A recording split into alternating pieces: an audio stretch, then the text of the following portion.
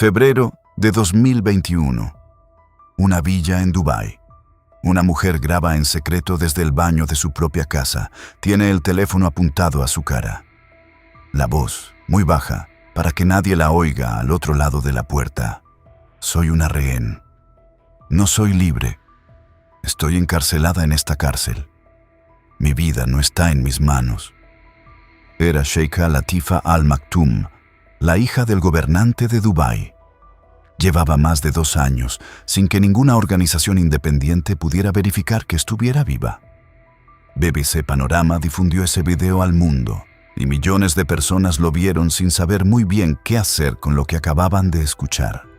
Pero hubo alguien que ya sabía lo que esa frase significaba mucho antes de que el mundo la oyera. Alguien que vivía dentro de la misma estructura, en la misma ciudad, rodeada de los mismos muros.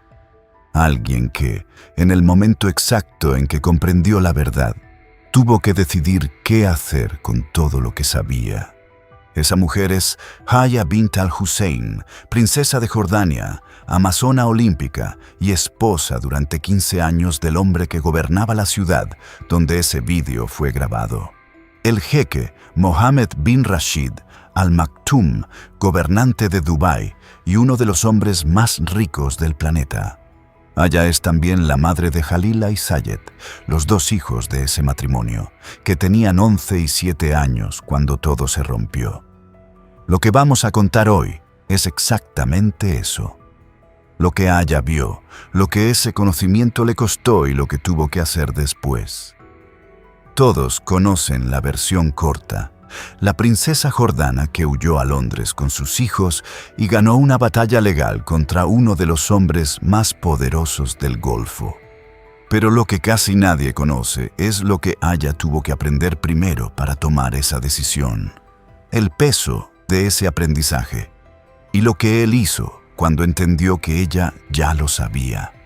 La frase que acaban de oír, la de Latifa, desde el baño de su villa, va a volver al final de este video. Y cuando vuelva, van a entender por qué Haya la entendió de una manera que muy pocas personas del mundo podrían entender. He pasado las últimas semanas leyendo sentencias judiciales, declaraciones de testigos y testimonios que un tribunal británico dio por probados. Lo que vamos a contar no es especulación periodística. Es lo que un juez del High Court de Inglaterra y Gales dejó por escrito, con nombres, fechas y consecuencias.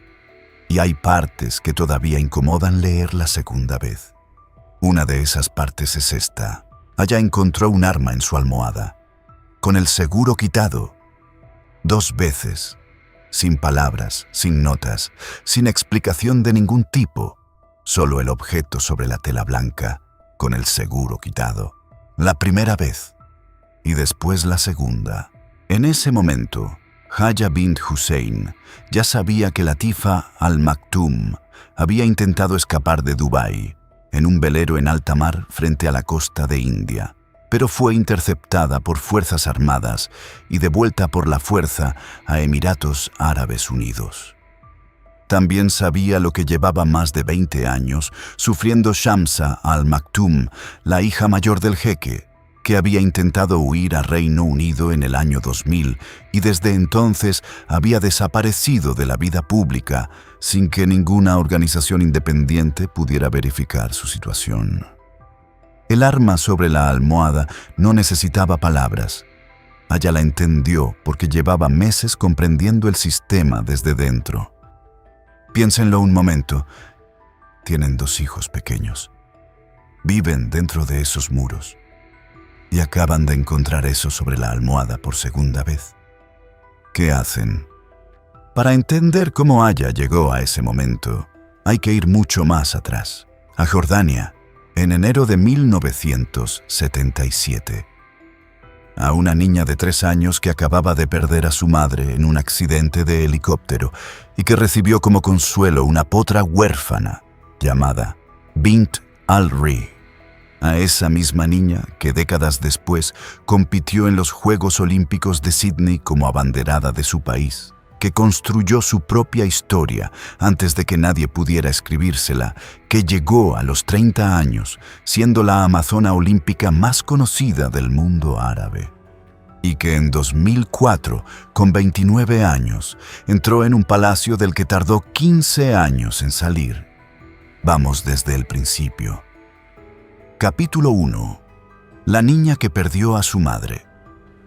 El helicóptero de la reina Alía se perdió del radar cerca de la ciudad de Naur, en Jordania, a finales de enero de 1977. Cuando encontraron los restos entre los campos, no había supervivientes. La reina tenía 32 años. Su hija, Haya, tenía 3. Hay algo que mucha gente que perdió a un progenitor muy pronto dice siempre, que la ausencia tiene una textura distinta a la del recuerdo. El recuerdo tiene bordes, tiene imágenes, tiene palabras. La ausencia no tiene ninguna de esas cosas. La ausencia es solo el espacio donde alguien tenía que haber estado. Haya bint al-Hussein creció con esa ausencia, y toda su historia solo se entiende si se entiende eso primero. La reina Alia era una mujer extraordinaria para la región y para la época. Había estudiado en Roma y en Beirut, hablaba varios idiomas y se había convertido en el símbolo de una Jordania que quería mirar hacia el futuro sin soltar el pasado. El pueblo jordano la quería con una devoción que las casas reales de la zona no acostumbraban a inspirar. Una devoción que tenía que ver con su manera de moverse en el mundo, cercana y sin protocolo cuando podía serlo. Cuando murió, el aeropuerto internacional de Amán pasó a llevar su nombre, Queen Alia International Airport. Era la manera que tenía un país de decir que la echaba de menos cada vez que alguien llegaba o se marchaba. Su hija pequeña, en cambio, no tendría aeropuerto. Tendría 3 años y un hueco que ningún nombre y ningún monumento iba a poder rellenar. El rey Hussein se quedó con 4 hijos pequeños y un país que gobernar. En 1978, un año después del accidente, se casó con una mujer estadounidense llamada Lisa Najib Halaby, que adoptó el nombre de Noor al-Hussein y que asumió desde el principio la crianza de los niños. Noor era joven, cosmopolita para la corte jordana, y todo apunta a que la relación con Haya fue de cariño genuino. Pero una madrastra, por más que quiera, no cubre el mismo espacio, y el espacio que dejó la reina Alia en aquella casa era demasiado visible para fingir que no estaba ahí. Lo que el rey Hussein sí hizo, y que nadie podría haber planeado que iba a cambiar la vida entera de su hija, fue regalarle una potra huérfana. Se llamaba Bint al-Rih. El nombre significa hija del viento. Era un animal sin madre, como Haya. Un animal que también había llegado al mundo sin la mitad de lo que necesitaba para crecer, y que a los ojos del rey Hussein podía ser el consuelo que ninguna persona adulta sabía darle a una niña de 4 años. El vínculo que se formó entre las dos fue tan hondo que años después Haya describía a Bint al-Rih no como el primer caballo que montó, sino como el origen de todo lo que vino después. Haya y Bint al-Rih crecieron juntas. Y en ese vínculo, en el calor y el peso y el ritmo de ese animal, en el lenguaje mudo entre una niña y una yegua sin madre, se formó algo que iba a definir toda la vida de Haya. La convicción de que encima de un caballo nadie podía quitarle nada. El apellido no la agrandaba, el hueco de su madre no la encogía. Solo ella y el animal y la pista. El rey Hussein tenía una visión relativamente abierta para los estándares de la región, y sus hijos estudiaron en el extranjero. A Haya la mandaron pronto a los internados británicos, primero a Badminton School, en Bristol, una institución fundada a finales del siglo XIX, con una tradición ecuestre que formaba parte del ADN del colegio. Después a Bryanston School, en Dorset. 2 escuelas, 2 países, 2 códigos de comportamiento simultáneos que aprender a manejar con la misma soltura. Esa doble vida tenía un precio que nadie contabiliza bien desde fuera. En Jordania era la princesa, la hija del rey, la niña que los guardias saludaban al pasar y cuyas necesidades estaban resueltas antes de que pudiera articularlas. En los internados de Inglaterra era una chica más en un dormitorio compartido. Una chica con mechas en el pelo y botas de montar que tenía que ganarse la confianza del grupo con algo diferente al apellido, que en aquel contexto nadie reconocía de todas maneras. La persona que aprende a moverse así entre dos mundos tan distintos acaba desarrollando una capacidad de adaptación que desde fuera puede parecer elegancia. Desde dentro es otra cosa, la certeza de que si no aprendes el idioma del sitio donde estás, nadie va a hablarlo por ti. Aya eligió ganárselo en la pista y lo consiguió. A los 13 años se convirtió en la primera mujer en representar a Jordania en competiciones internacionales de salto ecuestre. 13 años, el cuerpo todavía de una adolescente, y ya cargaba con el peso de ser la primera en algo en su propio país. ¿A cuántas de ustedes les dijeron de pequeñas que tenían que ser perfectas porque representaban algo más que a sí mismas? La familia, el apellido, la escuela. Aya llevaba ese peso desde los 13 años, pero lo llevó encima de un caballo, y encima de un caballo ese peso tiene otro nombre. Se llama concentración. En 1992, con 18 años, ganó la medalla de bronce en los Juegos Ecuestres Panárabes, en una competición donde las mejores amazonas y los mejores jinetes del mundo árabe medían su nivel frente a un público que entendía lo que estaba viendo. Ganar no era solo ganar, era demostrar, con el animal y con el salto y con los segundos en el reloj, que estaba donde tenía que estar. Al año siguiente, en 1993, la nombraron Atleta del Año en Jordania, el país que llevaba ya 16 años poniendo el nombre de su madre en los carteles del aeropuerto.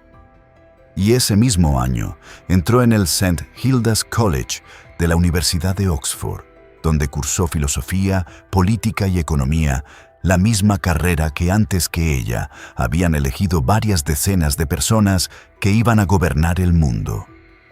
En Oxford fue exactamente lo que había aprendido a hacer en los internados. Una persona que no esperaba que nadie le resolviera lo que podía resolver ella sola. Hay un detalle de esa época que ella misma contaba en entrevistas, casi de pasada, como si fuera una anécdota de logística sin mayor importancia. Es la única mujer en Jordania con licencia para conducir camiones pesados.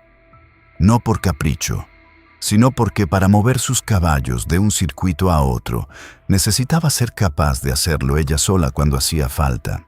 La imagen de una princesa jordana graduada en Oxford, conduciendo un camión de 18 ruedas, dice más sobre cómo era Aya que cualquier entrevista de revista. Sydney llegó en septiembre del año 2000. La ceremonia de apertura. La bandera de Jordania en su mano, delante de los atletas de su país, entrando al estadio ante decenas de miles de personas que aplaudían sin saber muy bien quién era esa mujer con la bandera, pero que aplaudían de todas formas. Era la primera mujer jordana en competir en equitación olímpica. Participó en el evento de salto individual montando a una yegua llamada Lucilla II, un animal de alto nivel con el que Aya llevaba tiempo trabajando. No llegó al podio, pero llegó a los Juegos Olímpicos. Y en aquel contexto, para una mujer árabe en la primera edición del nuevo milenio, llegar era ya mucho más que una medalla. La Aya que entró al estadio de Sydney había construido su historia con sus propias manos. Habían pasado 23 años desde el helicóptero, desde Bint al-Ri, desde Badminton y Bryanston. 23 años de entrenamiento, de viajes, de madrugadas en establos que huelen siempre igual en todos los países. Ninguna de esas cosas se las había dado nadie.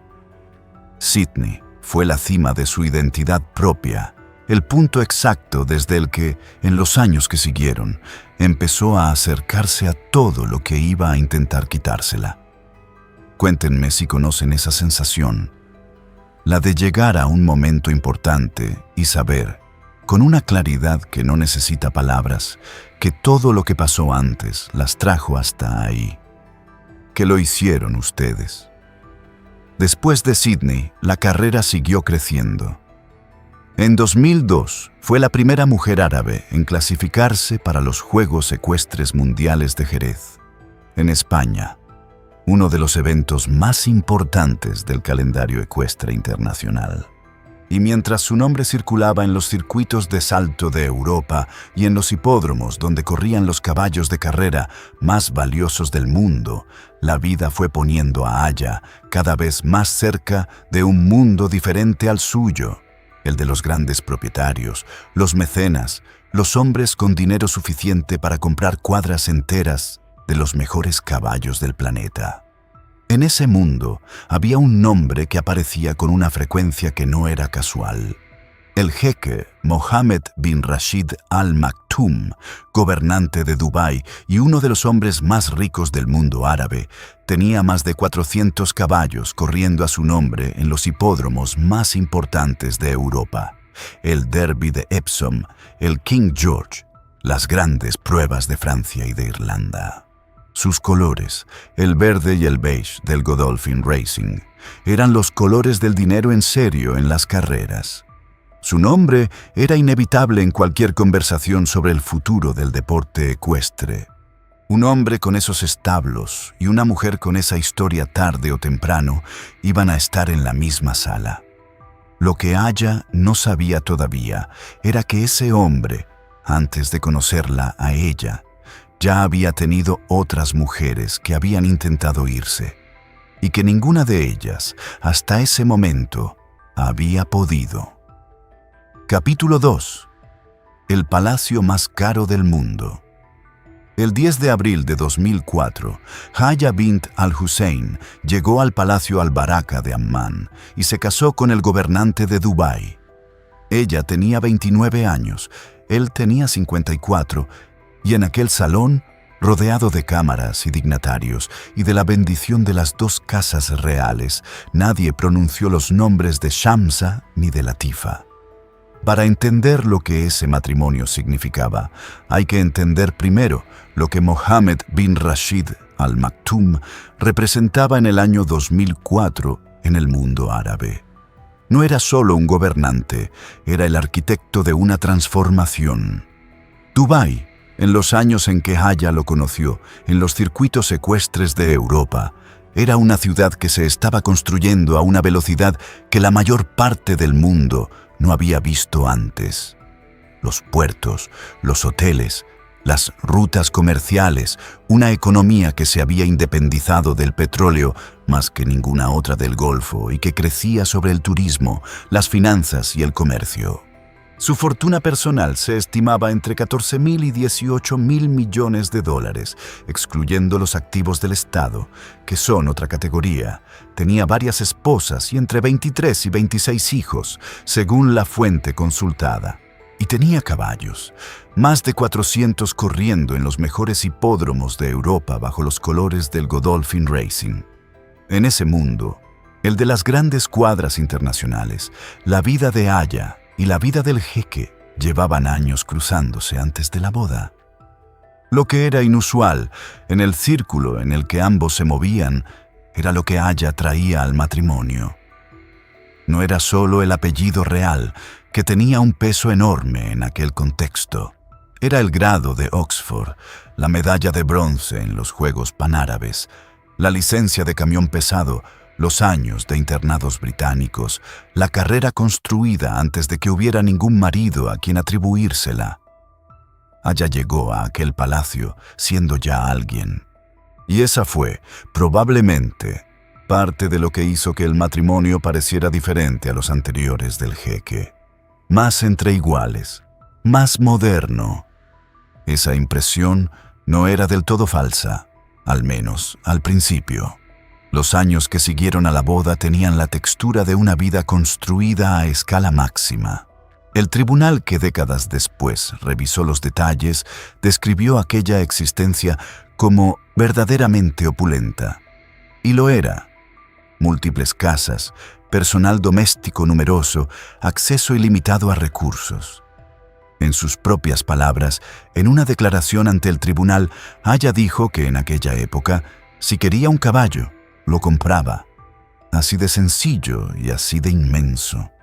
En 2006, 2 años después de la boda, fue elegida presidenta de la Federación Ecuestre Internacional, la FEI, el organismo que rige el deporte ecuestre a nivel mundial. Lo ejerció durante 2 mandatos completos, hasta 2014, con una agenda que incluía desplazamientos frecuentes, aproximadamente una vez cada 3 semanas, siempre en misiones oficiales. En esos años corrieron a su nombre animales como New Approach, que ganó el Derby de Epsom en 2008, o Ravens Pass, otro de los grandes ejemplares de la cuadra. Y más allá del deporte, Haya construyó una carrera humanitaria. Fue embajadora especial de Naciones Unidas para el Programa Mundial de Alimentos. Participó en iniciativas de desarrollo en Jordania y en otras regiones. Usó el acceso y los recursos que el matrimonio le daban para hacer cosas que le importaban de verdad, no solo para aparecer en fotografías. La imagen que el mundo tenía de Mohammed y Haya en aquellos años era la de una pareja inusual en el Golfo. Él, el gobernante moderno con visión de futuro. Ella, la princesa olímpica con carrera propia. Las entrevistas que Haya concedió en 2016 y 2017 la mostraban hablando de la maternidad con el mismo pragmatismo tranquilo con el que hablaba del deporte. Jalila había nacido en diciembre de 2007. Sayed en enero de 2012. Haya describía mañanas dedicadas a la escuela de los hijos, intentos activos de limitar el uso de iPads en casa, el deseo de fomentar el juego al aire libre en vez de las pantallas. Una madre que tomaba esas decisiones en serio, que no delegaba todo en el personal doméstico, aunque hubiera personal de sobra. «Estoy muy lejos de ser perfecta», dijo en una de esas entrevistas, con esa ligereza que a veces tienen las frases que pesan más de lo que parecen cuando las dices. ¿Pero qué no aparecía en esas entrevistas? ¿Qué nombre no circulaba en aquellas conversaciones? Shamsa. Shamsa Al Maktoum es la hija mayor del jeque, nacida en 1981 de un matrimonio anterior. En el verano del año 2000, con 18 o 19 años, había huido desde la finca de Longcross, en Surrey, una propiedad valorada en 75 millones de libras. Había cogido un Range Rover, había llegado hasta el perímetro de la finca y había desaparecido. En junio de ese año, visitó a Gareth Pierce, un abogado de inmigración que tomó nota detallada de su relato y de su intención de solicitar asilo. En agosto, una operación coordinada por personal del jeque la localizó en Cambridge. La llevaron al Hotel University Arms, uno de los hoteles históricos de la ciudad, cuyo registro confirmó más tarde la reserva con el número de habitación que figuraba en el relato de Shamsa. La interceptaron en la calle, la redujeron, la trasladaron a la finca de Newmarket, en Suffolk. Personal de aquella finca confirmó a la policía que Shamsa llegó una noche de forma inesperada y fue trasladada poco después en helicóptero al norte de Francia y de ahí, en avión privado, a Dubái. Cambridgeshire Police abrió una investigación de secuestro en 2001. La revisaron en 2017 y de nuevo en 2020. Concluyeron que no había pruebas suficientes para avanzar en un proceso penal. Desde aquel verano del año 2000, Shamsa no había vuelto a aparecer en público. Ninguna organización independiente había podido verificar su situación. Cuando Haya llegó al Palacio Al Baraka en 2004, ese nombre, Shamsa, no formaba parte de las conversaciones que le estaban disponibles. El jeque le explicó que Shamsa había sido rescatada de una situación peligrosa que estaba siendo cuidada por la familia. Y Haya, que en ese momento no tenía ninguna razón que conociera para dudar de esa versión, la aceptó. ¿Cuántas de ustedes han entrado en una relación, en una familia, en una casa, sabiendo que había una historia antes que las precedía y eligiendo, conscientemente o no tirar del hilo todavía? Porque era pronto, porque todo lo demás parecía bien, porque tirar del hilo tiene un coste y en ese momento el coste parecía demasiado alto. Haya entró en esa casa en 2004. El hilo estaba ahí, pero en 2004 no tenía manera de saber lo grueso que era. Durante más de una década, la vida siguió. Los caballos, los viajes, la fe, los hijos, los actos oficiales, las fotos, la pareja que el mundo veía como moderna, el lujo que el tribunal describió como verdaderamente opulento. Y al margen de todo eso, en algún rincón de aquella misma estructura, algo que Haya todavía no veía.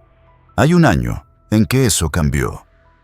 Un año en que la estructura que Haya no veía se hizo visible de una manera que no iba a poder deshacerse. Fue 2018 y empezó en el agua. En febrero de ese año, cuando Haya llevaba 14 años casada con el jeque, un velero de unos 30 metros llamado Nostromo zarpó desde las aguas de Omán en dirección a la costa de Goa, en India. A bordo viajaba, entre otras personas, una mujer que decía ser hija del gobernante de Dubái. Se llamaba Latifa Al Maktoum, la misma voz que han oído al principio de este vídeo, la hija del jeque de un matrimonio anterior y media hermana de los propios hijos de Haya. Antes de subir a ese velero, Latifa había grabado un vídeo de 39 minutos en el apartamento de su amiga más cercana, una mujer finlandesa llamada Tiina Jauhiainen. Ese vídeo estaba destinado a hacerse público únicamente si el plan salía mal. En ese vídeo decía: «Si estás viendo esto es porque estoy muerta o en una situación muy, muy mala. El plan salió mal». Capítulo 3. Lo que Haya vio. El 4 de marzo de 2018, en aguas internacionales frente a la costa de India, un operativo de fuerzas especiales abordó el Nostromo. Llegaron en helicópteros. Llevaban fusiles y granadas aturdidoras y la cara cubierta. Latifa Al Maktoum, 33 años, hija del jeque y media hermana de los propios hijos de Haya, gritó que pedía asilo político. Dijo que prefería morir antes que volver. El tribunal del High Court de Inglaterra y Gales aceptó como hecho probado, años después, que el jeque Mohammed bin Rashid Al Maktoum ordenó y orquestó esa operación. El Nostromo no llegó a Goa. Ese día, Haya bint al-Hussein llevaba 14 años casada con ese hombre. Para entender el tamaño de la grieta, hay que ver primero lo que estaba entero. En los años anteriores a 2018, la vida de Haya, vista desde fuera, tenía la textura de algo que muy pocas personas consiguen construir. La FEI, que había presidido 8 años hasta 2014, le había dado presencia permanente en todos los circuitos importantes del mundo. Los caballos que corrían a su nombre ganaban en los hipódromos más exigentes de Europa. New Approach en el Derby de Epsom en 2008 y Ravens Pass ese mismo año en California. Más de 400 caballos bajo sus colores durante esos años, en una cuadra que era una de las referencias del deporte ecuestre mundial. La carrera humanitaria corría en paralelo. Embajadora especial de las Naciones Unidas para el Programa Mundial de Alimentos, iniciativas de desarrollo, presencia en foros donde el nombre de Jordania pesaba de otra manera cuando era Haya quien lo llevaba. Y en casa, 2 hijos que crecían, Jalila, nacida en 2007, y Zayed, en 2012. En una de sus entrevistas dijo: «Estoy muy lejos de ser perfecta», con la ligereza de quien lo dice como un dato y no como una confesión. Esa frase, leída después de lo que ocurrió, tiene un peso que no tenía el día que la pronunció. En febrero de 2018, algo que llevaba años moviéndose dentro de aquella estructura salió a la superficie de una manera que ya no se podía volver a enterrar. El plan de Latifa llevaba meses construyéndose con una precisión que no era improvisación. Contaba con Tina, su amiga finlandesa, y con Hervé Joubert, un exoficial de la Marina francesa con experiencia en navegación en aguas difíciles. El itinerario estaba diseñado paso a paso, con cada transición calculada para poner a Latifa fuera del alcance legal del jeque antes de que el aparato pudiera reaccionar. Salir de Dubái por tierra hacia Omán, llegar en motos acuáticas hasta aguas internacionales, embarcar en el Nostromo, navegar hasta Goa y desde allí tomar un vuelo a Estados Unidos para solicitar asilo. No era la primera vez que Latifa lo intentaba. En 2002, con aproximadamente 16 años, había cruzado hacia Omán en un primer intento de fuga. La detuvieron, la devolvieron a Dubái y la mantuvieron casi 3 años encarcelada. En el vídeo de 39 minutos que grabó antes del zarpe del Nostromo, describió aquel período con una precisión que no suena a exageración, sino a memoria intacta. Fechas, nombres de quienes estaban presentes, el lugar exacto. Describió los golpes, describió las condiciones de esa reclusión. El tribunal aceptó ese primer secuestro como hecho probado. Una persona que ya sabe lo que ocurre cuando la atrapan y que lo vuelve a intentar de todas formas, no lo hace por imprudencia. Lo hace porque la alternativa le parece peor que el riesgo. El 24 de febrero, Latifa y Tina salieron de Dubái en coche con dirección a Omán. Tomaron motos acuáticas hasta alcanzar aguas internacionales, embarcaron en el Nostromo y pusieron rumbo a Goa. Antes de salir, Latifa había grabado ese vídeo de 39 minutos en el apartamento de Tina, destinado a verse únicamente si el plan fallaba. No me van a llevar viva de vuelta. No es algo que vaya a pasar, decía. Y también, si estás viendo esto, es porque estoy muerta o en una situación muy, muy mala. El 4 de marzo, 10 días después del zarpe, el Nostromo fue interceptado a varias decenas de kilómetros de la costa india, en aguas internacionales. La operación llegó desde helicópteros, granadas aturdidoras, comandos enmascarados con fusiles. Latifa gritó que pedía asilo. Dijo que prefería morir. El Nostromo volvió a Dubái. El 11 de marzo, la abogada Radha Stirling, directora de la organización Detained in Dubai, difundió ese vídeo de los 39 minutos. Llegó a los medios internacionales, a las organizaciones de derechos humanos, a millones de personas que vieron a una joven en una grabación casera, hablando de su miedo con una calma que resultaba más perturbadora que los gritos. Las preguntas sobre el paradero de Latifa Al-Maktoum llegaron desde todas partes, y alguien en el aparato del jeque necesitó encontrar una respuesta que el mundo pudiera creer. La respuesta fue Mary Robinson.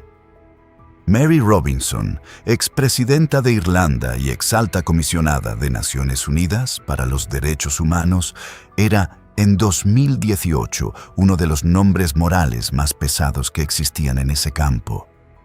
No una figura decorativa, una mujer con décadas de trayectoria que había gestionado crisis políticas reales y cuya credibilidad era el resultado de años de trabajo concreto, no de un cargo.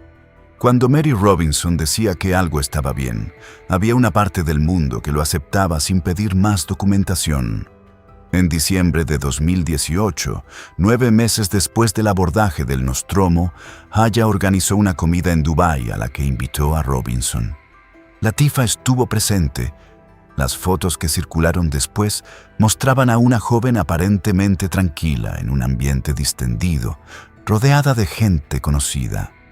Robinson salió de aquella comida y declaró en BBC Radio: 4. Que Latifah era una joven vulnerable, con una situación médica seria, recibiendo atención psiquiátrica.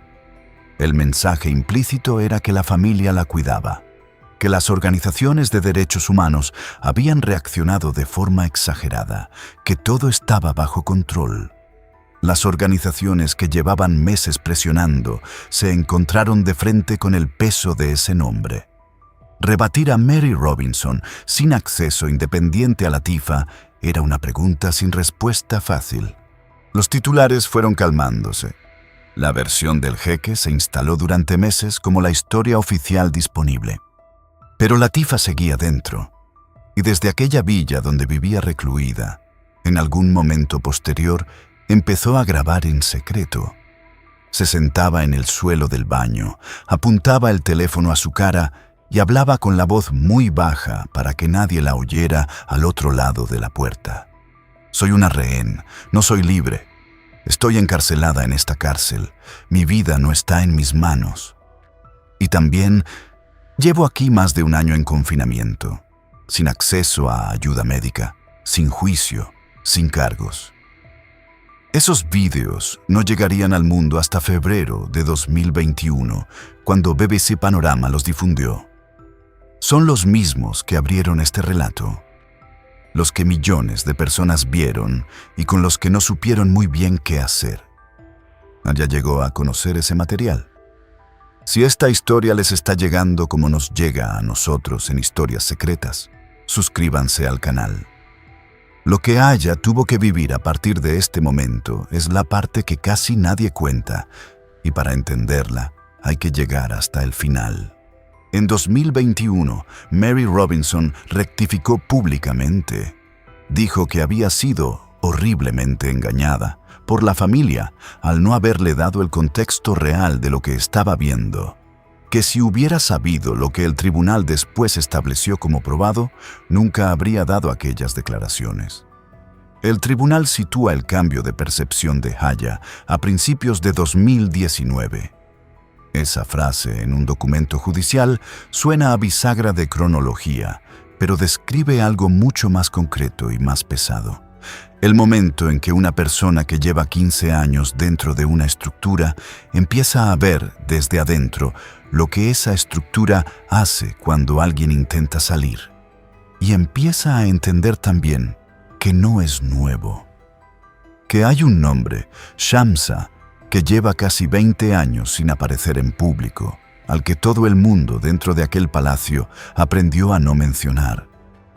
Que las versiones que le dieron sobre esas dos mujeres, las de los rescates y los cuidados, no eran las versiones reales. Revisar 15 años de vida desde ese nuevo entendimiento no es un momento, es un proceso. Y es un proceso que ocurre mientras una persona sigue haciendo exactamente lo mismo de siempre. Los desayunos, los colegios, los actos oficiales, las fotos. Aya siguió apareciendo en los eventos. Siguió siendo la princesa impecable de cara al mundo. Siguió sonriendo en las imágenes que circulaban. Y empezó a hacer preguntas. ¿Cuántas de ustedes han revisado de golpe algo que creían conocer bien? ¿Cuántas saben lo que pesa ese tipo de revisión cuando ocurre desde dentro, cuando no puedes simplemente salir a la calle y alejarte? Cuando el jeque recibió esas preguntas, respondió, pero no con palabras. Capítulo 4. El precio de saber.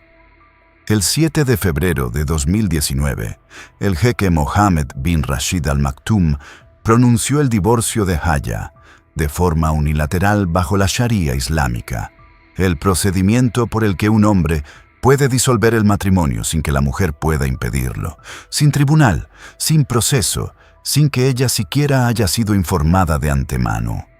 Eligió esa fecha con cálculo. El rey Hussein de Jordania, el padre de Aya, había muerto un 7 de febrero, 20 años antes exactamente. El Tribunal del High Court de Inglaterra y Gales, que revisó ese detalle años después, llegó a una conclusión que quedó escrita en papel, con esa sequedad específica del lenguaje judicial que hace que las frases sean más duras cuanto más sobrias suenan. El jeque eligió esa fecha deliberadamente para maximizar la ofensa y el dolor. No fue un descuido, fue un cálculo. Para entender lo que ocurrió entre el momento en que Haya empezó a hacer preguntas y el momento en que tomó la decisión de irse, hay que entender algo sobre cómo funcionan los sistemas que tienen todo el poder de un lado. Cuando Haya empezó a preguntar por Shamsa y por Latifa, el jeque tenía a su disposición algo que va más allá del dinero o del rango. Era el gobernante de Dubái. Eso significa que el aparato de seguridad del Emirato, las estructuras de vigilancia, los equipos que habían abordado el Nostromo en alta mar con helicópteros y granadas aturdidoras, respondían en última instancia a él. El hombre con quien Haya estaba casada y el hombre que controlaba esas estructuras eran la misma persona. No había una ley que se pudiera invocar porque el hombre que la aplicaría era el mismo hombre del que Haya necesitaba protección. Ese fue el tipo de campaña que vino después. Un helicóptero sobrevoló repetidamente su casa. No era un sobrevuelo casual, era una comunicación. Según lo que llegó al tribunal, hubo amenaza explícita de trasladarla a una prisión en el desierto. El aparato del Estado convertido en herramienta doméstica, en un mensaje que no necesitaba firma ni sobre, porque su autoría era imposible de desconocer. Y Haya siguió apareciendo en los actos. Siguió siendo la consorte puntual, la amazona olímpica que sonreía en las fotos oficiales. Los eventos continuaron. El calendario continuó. Las imágenes que circulaban mostraban a una mujer impecable en vestidos de alta costura junto al hombre que gobernaba Dubái, rodeada del protocolo de siempre. ¿Cuántas de ustedes han sabido algo que no podían decir en voz alta dentro de su propia casa y han tenido que seguir poniendo la mesa, sonriendo, fingiendo que todo estaba bien? ¿Cuántas mujeres han aprendido a sostener dos versiones de la realidad al mismo tiempo, la que mostraban y la que cargaban? Haya llevó esas dos versiones durante meses. La de las fotos y la de los helicópteros. La de los actos oficiales y la de las preguntas que había empezado a hacerse. La de la consorte y la de la mujer que ya entendía a qué sistema pertenecía la villa, donde Latifa seguía recluida grabando en secreto desde el baño. Entonces llegó lo del arma. El tribunal lo aceptó como hecho probado. Haya encontró un arma en su almohada, con el seguro quitado. No una vez, 2 veces. El primer hallazgo ya era un lenguaje suficientemente claro, pero hay algo específicamente calculado en la repetición. La segunda vez no añade información nueva sobre el contenido del mensaje. La segunda vez dice algo sobre la persona que lo envía, que sabe que fue recibido, que no fue un accidente, ni un error, ni una coincidencia, que está dispuesta a mandarlo otra vez, que puede hacerlo cuantas veces considere necesario. En ese momento, Haya tenía un contexto que el mundo todavía no tenía. Sabía lo que le había pasado a Latifa en el Nostromo. Sabía que Shamsa llevaba casi 20 años desaparecida de la vida pública desde que fue interceptada en una calle de Cambridge y trasladada en helicóptero a otro país. Sabía que ambas habían sido descritas durante años como mujeres que habían sido rescatadas de situaciones peligrosas y que esa versión no tenía ninguna relación con lo que había ocurrido de verdad. El arma sobre la almohada, vista desde ese conocimiento, no era ambigua. Haya la entendió, y tenía 2 hijos. Jalila, 11 años. Zayed, 7. 2 niños que dormían en aquel palacio, que iban al colegio desde aquel palacio, que construían su mundo dentro de aquel palacio. 2 niños a los que el jeque también podría, llegado el caso, describir como rescatados de una situación peligrosa, a los que podría aplicarles el mismo tipo de versión oficial que durante años había funcionado para Shamsa y para Latifa. Eso no era especulación, era el precedente que el sistema ya había establecido 2 veces. Las 2 imágenes de aquellos meses ocurrían al mismo tiempo, en los mismos días, con la misma mujer en el centro. la consorte impecable de las fotos y la mujer que vivía la campaña de intimidación, descrita después por el tribunal, que incluía amenaza de prisión, vigilancia aérea de su casa y el arma en la almohada en 2 ocasiones distintas. Hay un detalle del divorcio pronunciado el 7 de febrero que vale la pena sostener un momento. El jeque tenía la facultad legal de pronunciarlo bajo la sharía en cualquier fecha que eligiera. Eligió el 20º aniversario exacto de la muerte del padre de Aya. El tribunal dijo que fue para maximizar la ofensa y el dolor. Eso es lo que queda escrito cuando un juez tiene que describir en lenguaje jurídico lo que en otro contexto se llamaría de otra manera. Aya no respondió públicamente. Siguió apareciendo. Siguió siendo la princesa impecable de cara al mundo durante semanas más. Pero algo se había terminado de cerrar. El divorcio unilateral, pronunciado en esa fecha, con ese cálculo, había eliminado lo que quedaba de margen. No había cómo negociar, no había tribunal al que acudir dentro de esa jurisdicción, no había ley que pudiera protegerla dentro de un sistema donde el hombre que debería aplicarla era el mismo hombre que había puesto el arma sobre su almohada 2 veces. Solo había una salida, y esa salida requería un tipo de audacia muy específica: llevar a sus 2 hijos, en un vuelo normal, a un país donde existiera algo llamado Estado de Derecho, y confiar en que ese Estado de Derecho fuera más fuerte que el dinero y el aparato del jeque. La diferencia entre Aya y Latifa en ese momento no era el coraje.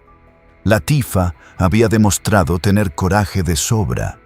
La diferencia era el pasaporte jordano, el hermano rey que gobernaba un estado con relaciones diplomáticas en todas partes y que podía poner el peso institucional de Jordania detrás de ella, y la posibilidad real de acceder a un tribunal en Londres que creyera en algo llamado jurisdicción independiente. Latifa no había tenido ninguna de esas 3 cosas el 4 de marzo de 2018 en el Nostromo. El 15 de abril de 2019, Aya bint al-Hussein tomó un vuelo a Londres. Llevaba consigo a Jalila, 11 años, y a Sayed, 7. Llevaba también todo lo que sabía: el Nostromo, el helicóptero sobre su casa, Shamsa en Cambridge, el arma en la almohada 2 veces. Todo lo que un tribunal iba a necesitar para construir un caso que ningún dinero pudiera comprar ni ningún comunicado de palacio pudiera desmentir. La Aya que subió a ese avión no era la amazona olímpica que había entrado al estadio de Sydney en el año 2000 con la bandera de Jordania en la mano. Tampoco era exactamente la consorte de las fotos oficiales que había sonreído en los actos durante meses, mientras cargaba con 2 versiones simultáneas de su propia vida. Era algo diferente y más difícil de nombrar. Una mujer que había entendido todo lo que necesitaba entender para tomar una decisión que no tenía marcha atrás. En Londres la esperaba un proceso judicial que iba a durar casi 3 años. Y el jeque iba a usar en ese proceso todos los recursos a su disposición. Todos. Incluso los que aún no sabía que iba a necesitar. Capítulo 5. Lo que un tribunal puso en papel. Londres. Primavera de 2019. Aya llevaba consigo a sus 2 hijos, 11 años, Jalila y 7, Sayed. Una solicitud de protección judicial y algo que muy pocos adversarios del jeque Mohammed bin Rashid Al Maktoum habían tenido antes: jurisdicción. El Family Division del High Court de Inglaterra y Gales no era un tribunal jordano ni un tribunal de los Emiratos. Era un tribunal que respondía a un sistema donde el dinero del jeque era una variable, no el árbitro final. En mayo de 2019, apenas unas semanas después de la llegada de Aya a Londres, el jeque inició sus propios procesos judiciales reclamando el retorno de los niños. En julio de ese año, la prensa internacional ya sabía que Aya estaba en Londres bajo protección judicial. Lo que nadie sabía todavía era lo que ese tribunal iba a encontrar cuando empezara a mirar de cerca.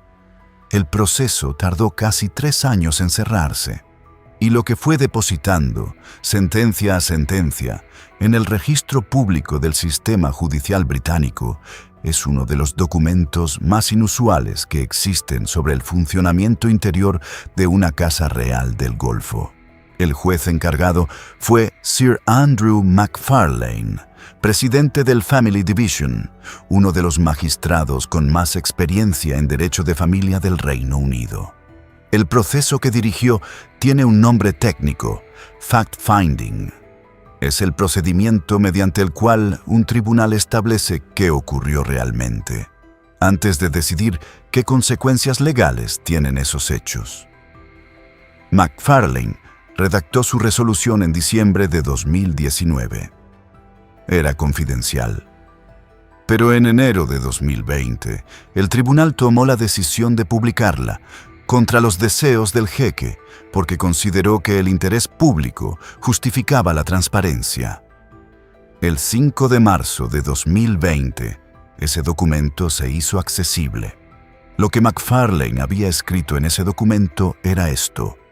En agosto del año 2000, el padre ordenó y orquestó el secuestro ilegal de su hija Shamsa desde el Reino Unido hasta Dubái. Las alegaciones de que el padre ordenó y orquestó el secuestro y retorno forzoso a Dubái de sus hijas, Shamsa y Latifa, son de una gravedad muy elevada. El padre no ha sido abierto ni honesto con el tribunal. Ha utilizado el aparato del Estado para amenazar, intimidar, maltratar y oprimir, con total desprecio por el Estado de Derecho.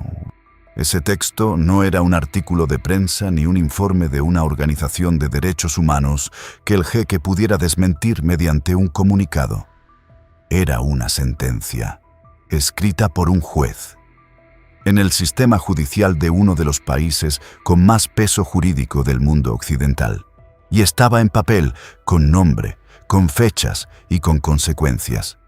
Cambridgeshire Police había investigado el secuestro de Shamsa en 2001 y de nuevo en 2017 y en 2020, concluyendo cada vez que no había pruebas suficientes para avanzar en un proceso penal.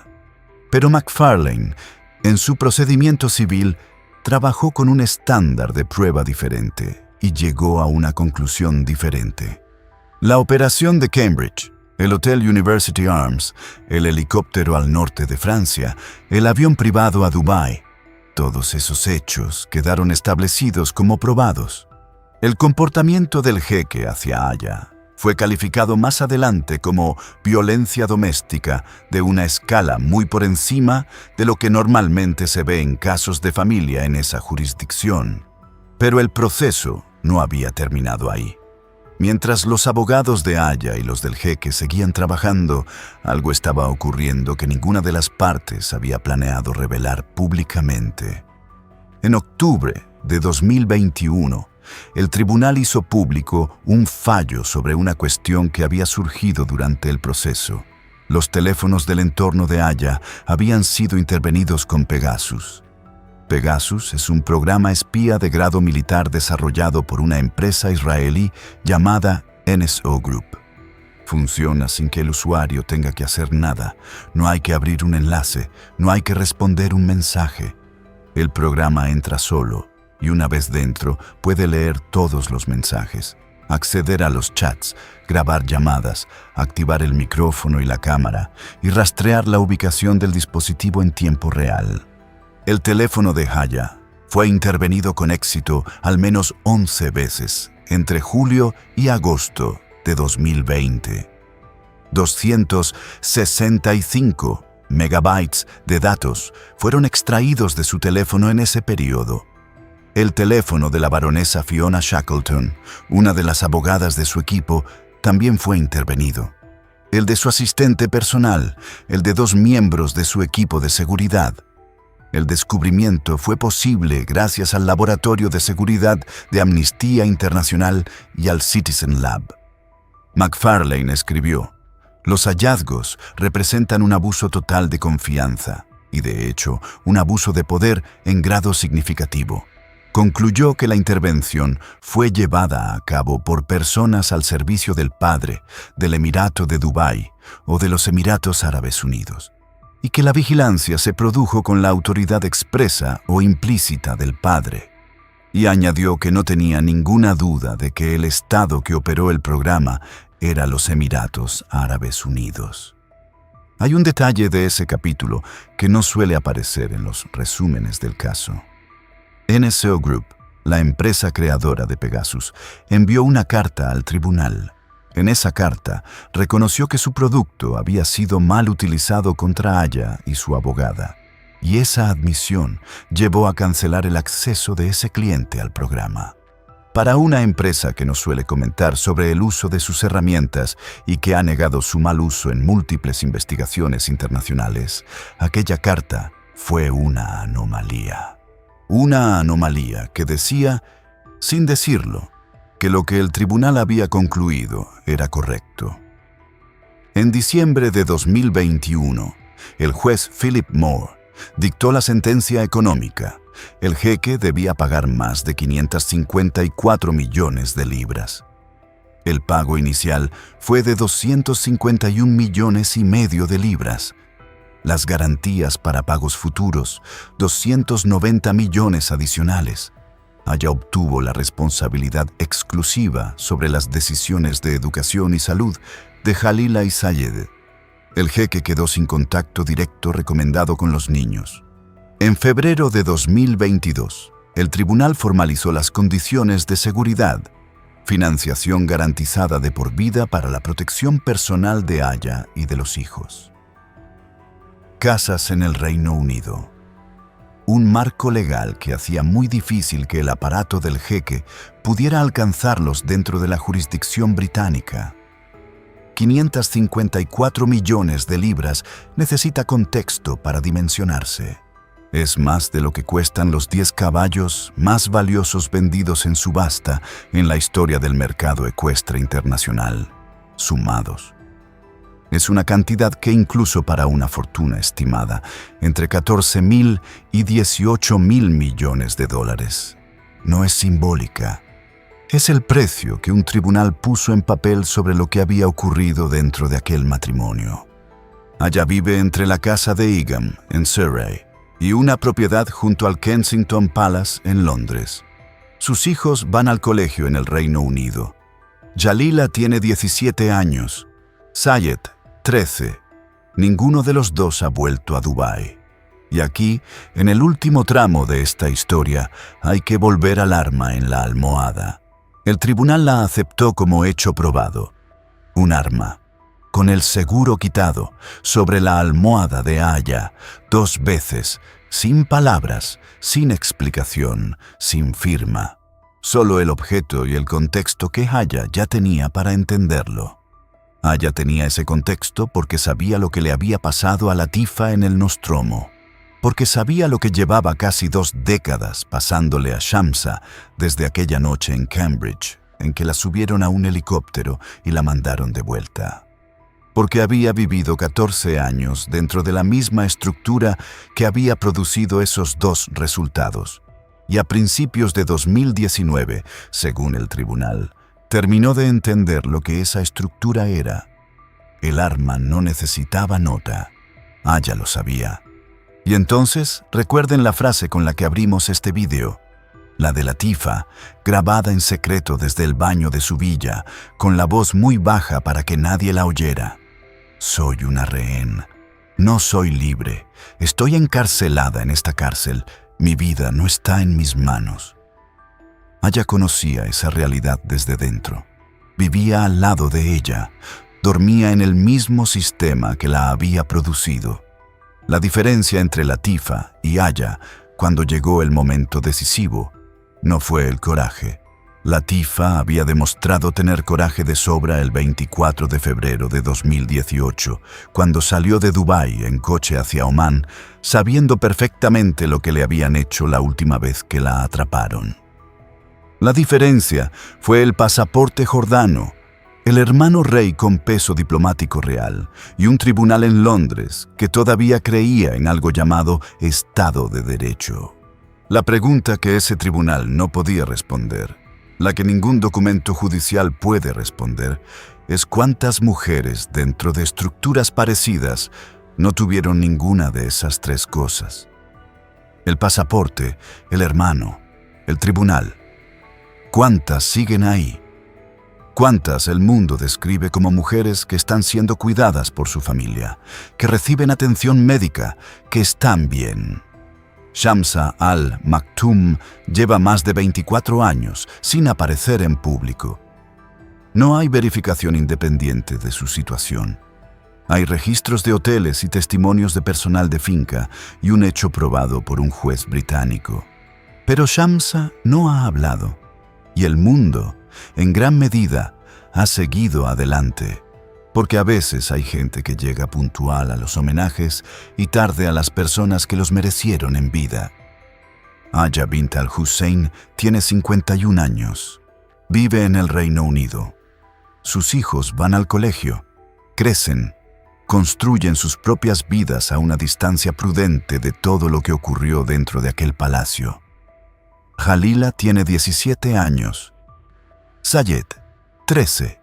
Ninguno de los dos ha vuelto a Dubái. No se sabe si Haya monta a caballo con la misma frecuencia de antes.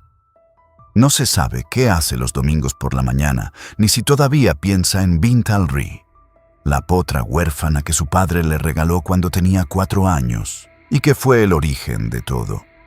Pero hay algo que sí se sabe, porque quedó escrito en papel en el sistema judicial de un país que todavía cree en algo llamado Estado de Derecho.